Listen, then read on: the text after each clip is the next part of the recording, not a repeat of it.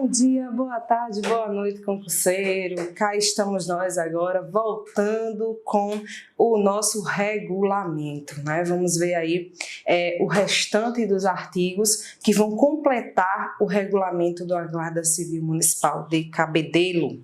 Bem, pessoal, na nossa última aula, nós trabalhamos aí, na nossa última missão, trabalhamos o processo administrativo, né? E vamos verificar agora a composição desse processo administrativo disciplinar.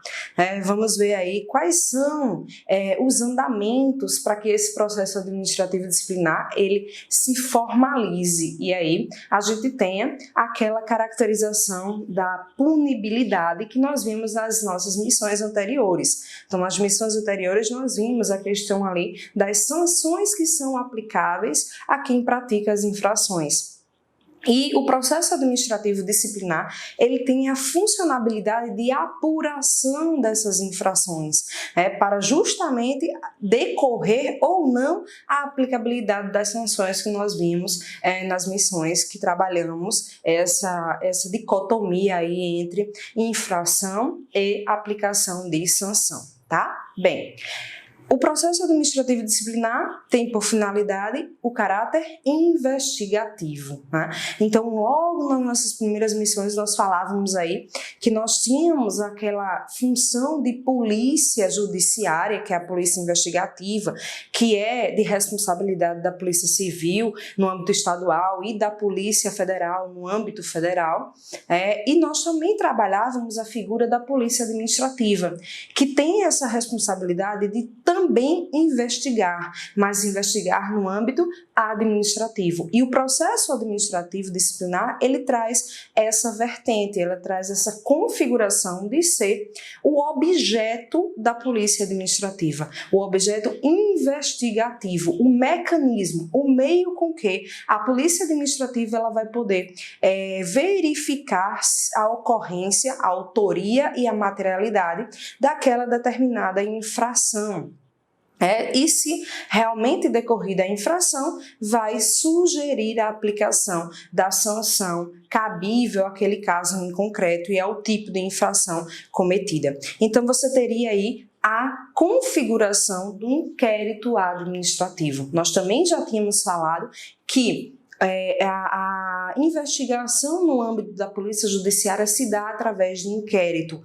O inquérito tem essa característica de ser a vinculação da polícia à investigação. E aí, dentro do âmbito administrativo, nós vamos ver agora a figura do inquérito administrativo. Nós havíamos falado em inquérito policial, e agora nós vamos ver a figura do inquérito administrativo, justamente com a instauração do processo administrativo disciplinar, tá? Bem, já tínhamos falado anteriormente sobre essas configurações do processo administrativo disciplinar com a instauração do inquérito administrativo e agora vamos ver o primeiro ponto relativo à configuração desse processo administrativo disciplinar, que são os prazos, tá?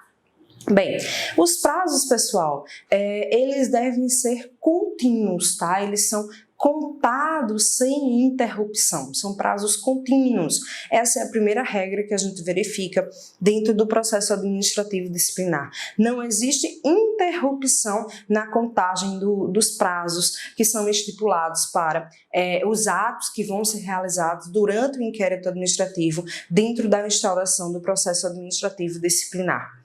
Além deles serem prazos contínuos, que não tem a interrupção, a gente vai verificar dentro dessa contagem dos prazos uma regra específica, tá? A primeira regra em relação à contagem dos prazos é a necessidade de exclusão do dia do começo do prazo. Tá? Então, verifiquei que a instauração do inquérito administrativo aconteceu no dia de hoje. Instaurou-se o inquérito administrativo. O prazo, ele não começará a contar na data de instauração do inquérito administrativo, e sim no dia seguinte.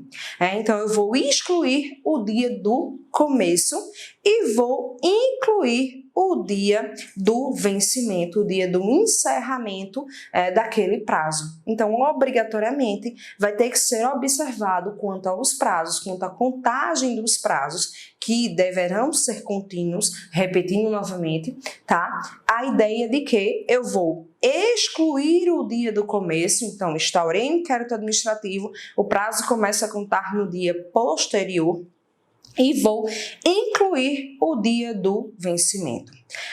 E se esse dia do vencimento ele cair em um dia que não seja dia útil, né? O que é que vai acontecer, já que os prazos, mesmo sendo contínuos, mesmo não havendo interrupção, a gente tem que lembrar que esses prazos, eles serão contados em dias úteis. Então, eu não vou contar nem sábado e domingo, final de semana, e nem os feriados. Lembrar que são feriados que a gente considera como feriados constantes do calendário nacional, tá? Então, os feriados que fazem parte do calendário nacional excluem a contagem do prazo. Então, são contínuos, necessariamente eu vou excluir o dia do começo do prazo e vou incluir o dia do seu vencimento e não vou observar dentro da contagem, mesmo sendo contínuo, aqueles dias que caem em sábado, domingos e feriados constantes no nosso calendário nacional. Mas aí vai haver a possibilidade de prorrogação desse prazo. Quando essa prorrogação vai acontecer? Então, eu já mencionava que não se conta os prazos em sábado, domingo e feriado. Mas se o termo final ali desse prazo ocorre em um final de semana ou ocorre em um feriado, o que é que vai acontecer? A gente vai prorrogar para o primeiro dia útil, tá? Então, não conta sábado, domingo e feriado e a prorrogação se dá para o primeiro dia útil, para o termo final ali, a inclusão do dia do vencimento relativo à contagem daquele prazo, tá? Se comecei a contar o prazo, instaurou-se um inquérito administrativo, comecei a contar o prazo, passou o prazo, eu não posso mais realizar nenhum ato referente condizente àquele prazo que foi estabelecido dentro do inquérito administrativo. Então, passado o prazo, não poderá a autoridade administrativa competente, que está à frente do processo administrativo disciplinar, realizar nenhum outro ato ou aquele ato que é relativo à contagem daquele prazo, tá? Então, passado o prazo, não mais poderá ser realizado atos que tenham relação com aquele determinado prazo. Então, relativo aos prazos, o que é que eu tenho que lembrar? São prazos contínuos, são prazos em que vou excluir o dia do começo, mas vou incluir o dia do vencimento, o dia do termo.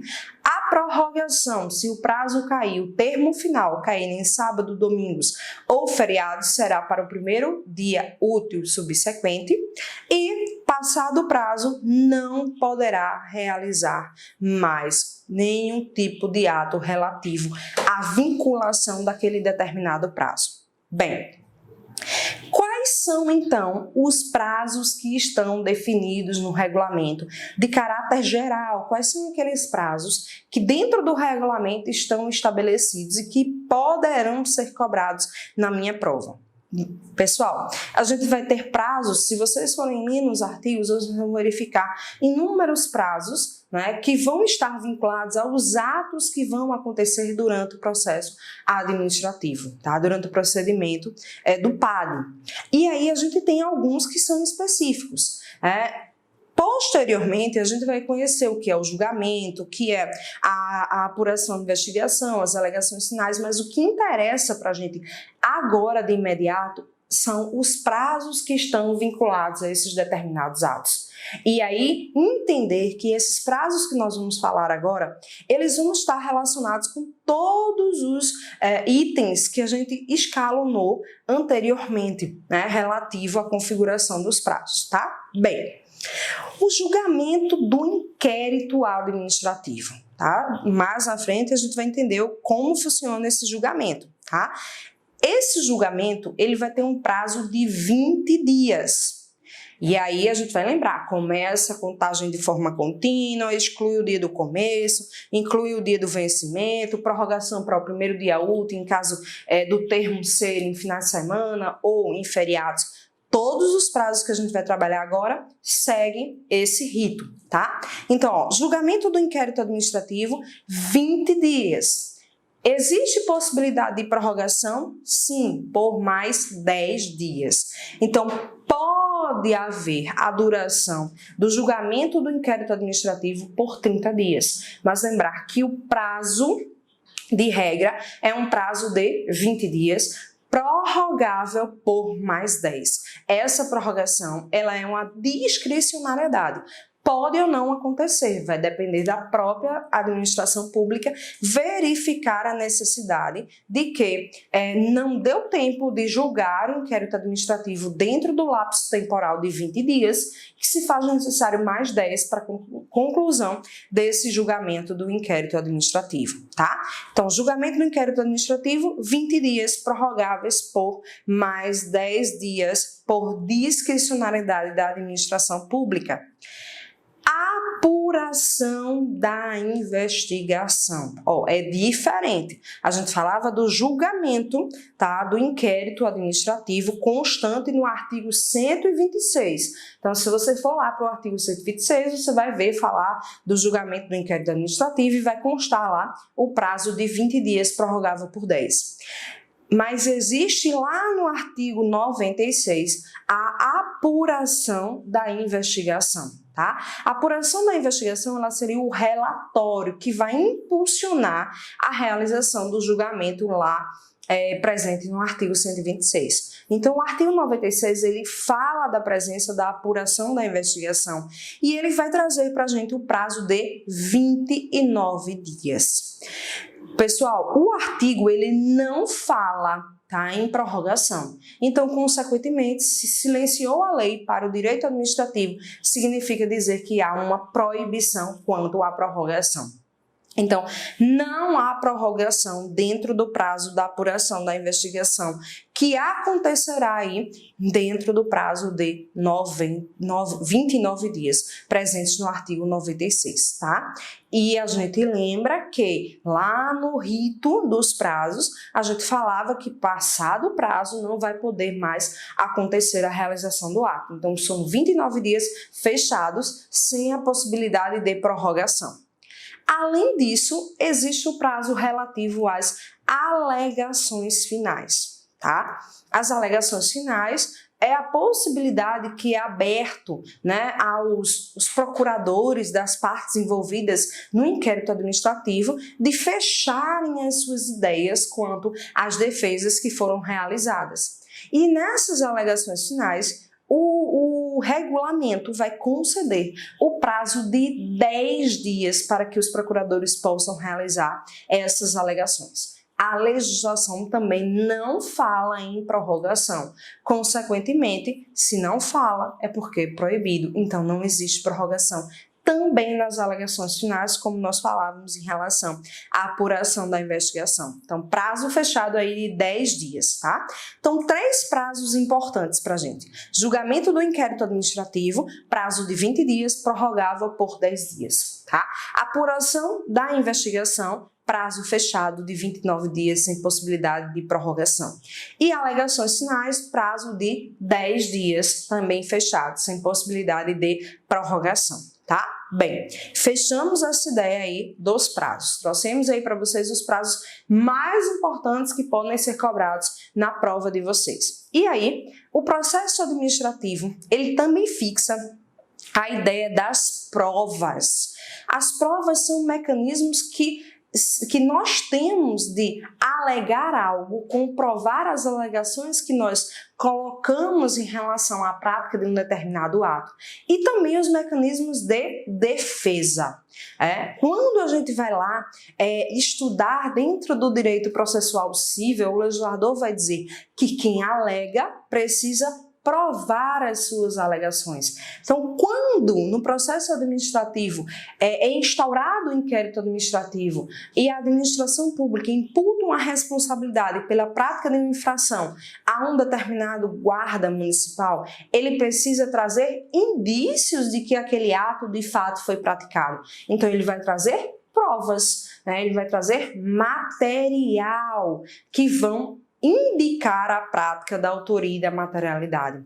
E vai também caber ao indivíduo que está sofrendo com aquela determinada imputação de prática, de infração, de culpabilidade, provar que ele não realizou aquele determinado ato. E aí surge a ideia que nós já tínhamos falado em outras missões nossas do contraditório e da ampla defesa. O contraditório é o direito que o indivíduo ele tem de se defender. E a ampla defesa traz a prerrogativa de que ele possa se defender por todos os meios legais.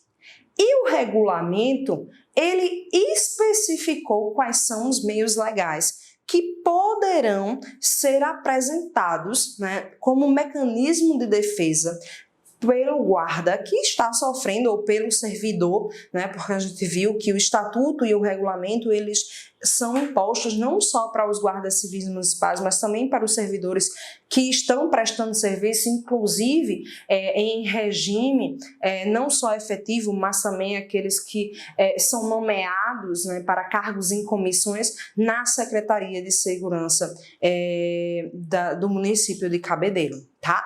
Então, tanto os guardas como os servidores poderão se utilizar do contraditório e da ampla defesa para apresentar os mecanismos e provas que são trazidos pelo próprio regulamento, tá? Antes da gente verificar quais são os meios de prova, né, que são cabíveis aí de serem apresentados em uma defesa, no inquérito administrativo, na configuração do processo administrativo disciplinar, o regulamento ele fala em alguns pontos que vão poder ser trabalhados durante a apresentação dessas provas. Tá?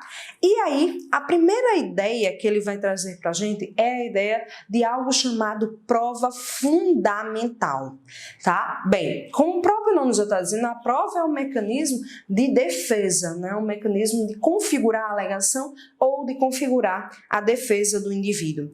E essa prova fundamental é aquela prova que vai ser considerada como prova válida, como prova de fato que poderá ser utilizada dentro dos autos do inquérito administrativo, que poderá de fato ser analisada com um grau de veracidade, tá? Que terá essa característica de poder ser utilizada como um mecanismo para basear o julgamento do inquérito administrativo.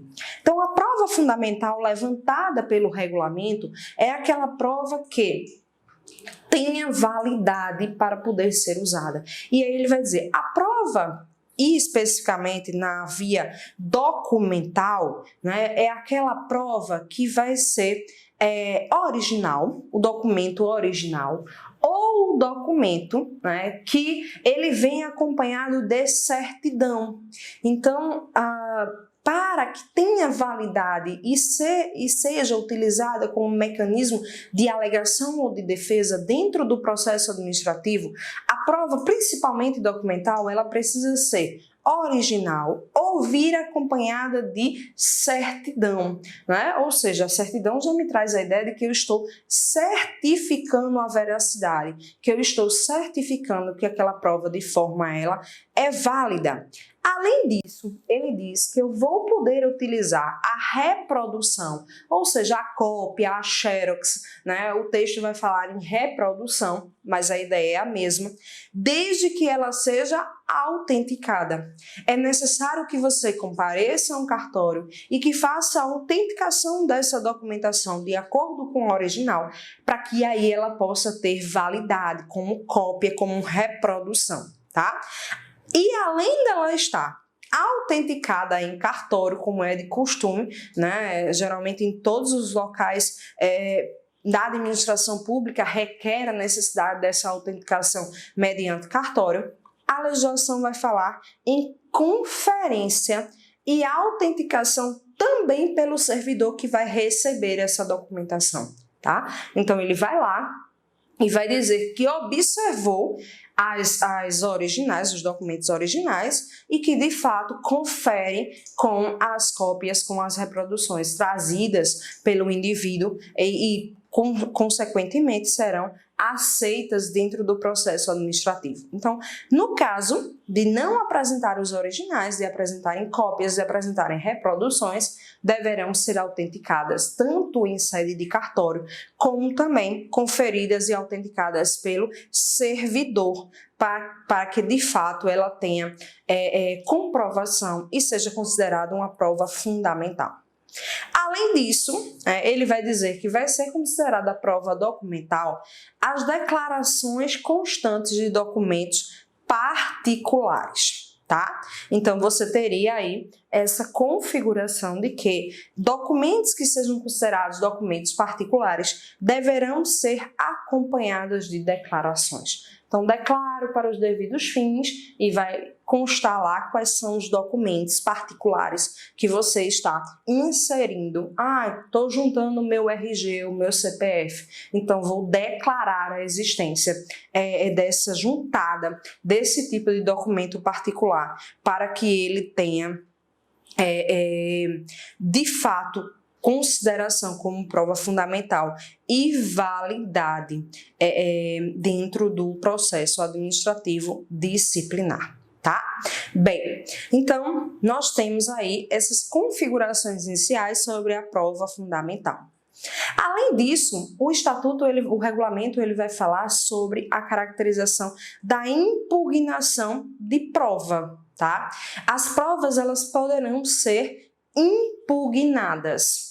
Ou seja, o que é a impugnação? É a contestação, é você pedir uma contraprova, é você não aceitar a existência daquela prova dentro do âmbito processual, porque você acha que existe uma fraude, porque você acha que aquela prova ela não é uma prova fundamental, porque ela não veio com as configurações e os requisitos necessários para a sua configuração instaurado dentro do que o próprio regulamento instrui nas necessidades de uma prova ela ser considerada como válida. Então, você pode impugnar a prova. E essa impugnação ela vai acontecer mediante perícia, tá? Então, a prova ela vai ser encaminhada para uma análise por um perito e ele vai verificar se existe ou não a configuração dessa prova ela ser legal, dela ser válida para ser utilizada dentro do processo administrativo e para configurar o julgamento final do inquérito administrativo.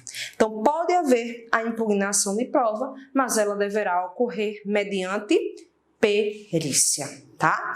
Bem, vamos agora conhecer quais são os tipos de provas existentes aí dentro do processo administrativo disciplinar, ou seja, quais são os mecanismos de prova que o indivíduo que está imputado ali na prática de uma infração poderá utilizar para provar a sua inocência dentro do processo administrativo disciplinar. A primeira prova que a gente vai falar é a prova testemunhal.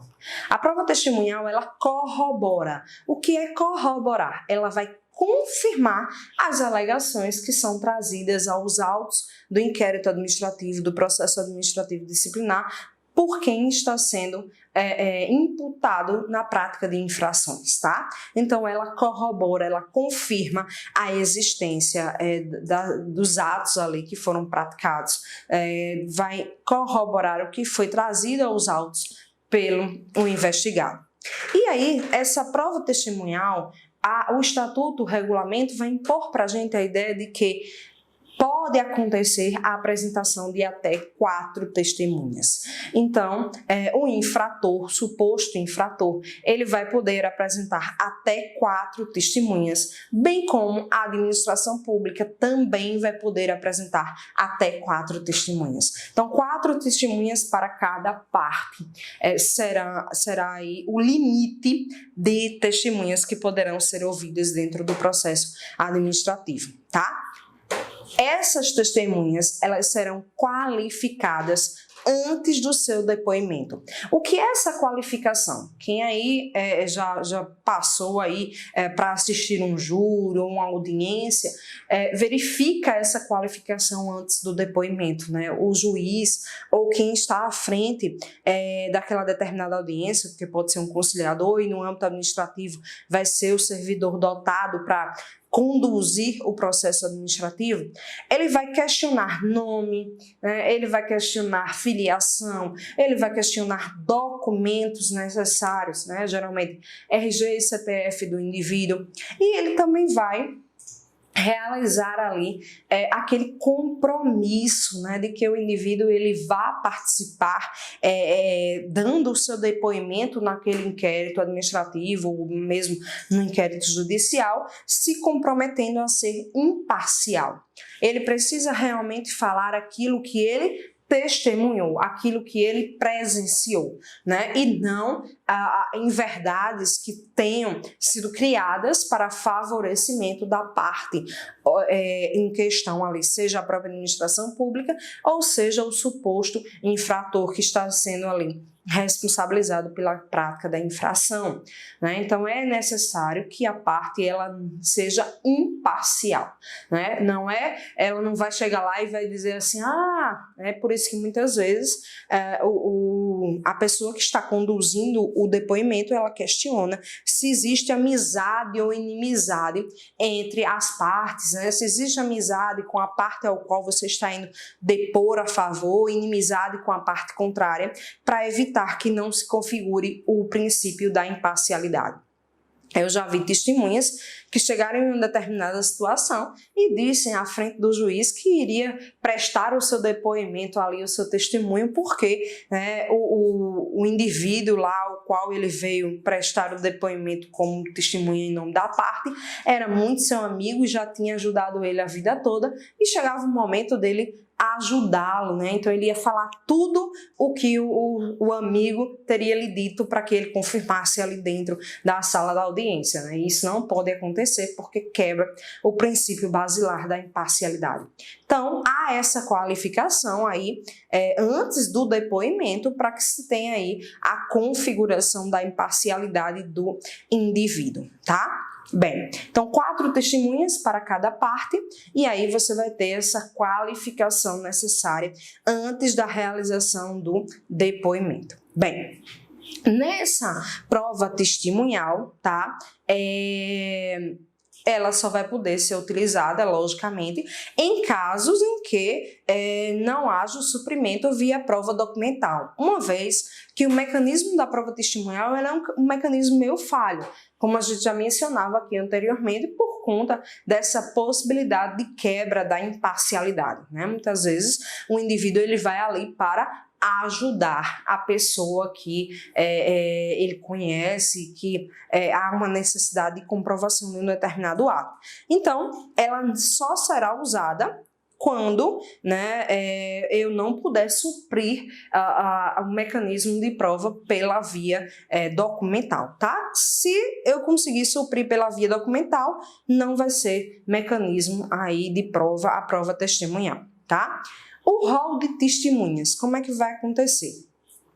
O rol de testemunhas é encaminhado, né, pelo indivíduo que pretende utilizar as testemunhas ali como mecanismo de prova e pode haver, o detalhe importante desse rol de testemunhas que pode ser cobrado na prova de vocês é a questão da substituição da testemunha, porque lançado o rol, subentende-se que aquelas testemunhas, as 4 que você nomeou, deverão estar presentes no dia marcado para a sua oitiva, né, para que elas sejam ouvidas, tá? Mas aí o regulamento diz que poderá haver uma substituição até a data da audiência, né, dentro do inquérito administrativo. Agora, essa substituição, ela vai ficar a cargo sobre a responsabilidade do infrator. Inclusive, né, sobre a responsabilidade dele mesmo chamar essa testemunha para estar presente na data. Se ela não comparece, não é mais responsabilidade do autor ali do inquérito administrativo, ok? Bem, então Então, se não comparecer, vai implicar ali a desistência em relação ao ato praticado. Fechamos aí a ideia da prova testemunhal e na nossa próxima missão voltaremos com as demais provas que são cabíveis dentro do processo administrativo disciplinar. Até lá!